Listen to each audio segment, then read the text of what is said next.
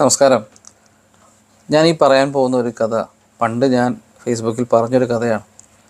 വീണ്ടും ആവർത്തിക്കുന്നതിൻ്റെ കാരണം എന്താണെന്ന് വെച്ച് കഴിഞ്ഞാൽ, ഒരേ തെറ്റ് തന്നെ വീണ്ടും വീണ്ടും പലയിടത്തും ഉണ്ടാകുന്നുണ്ട്.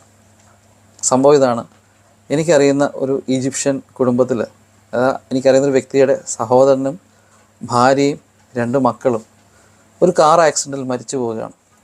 ഈ മരിച്ചു പോയതിൻ്റെ കാരണക്കാർ ശരിക്കും പറഞ്ഞാൽ ഒരു ഇന്ത്യൻ കമ്പനിയിലെ വാനാണ്.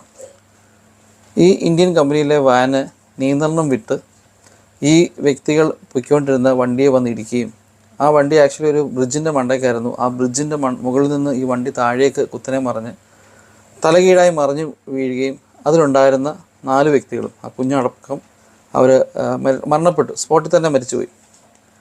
ഈ ഇന്ത്യൻ കമ്പനിയുടെ വാന് എങ്ങനെയാണ് നിയന്ത്രണം വിട്ടത് എന്ന് ചോദിച്ചു കഴിഞ്ഞാൽ, ഡ്രൈവർ വണ്ടി ഓടിച്ചുകൊണ്ടിരിക്കുകയായിരുന്നു.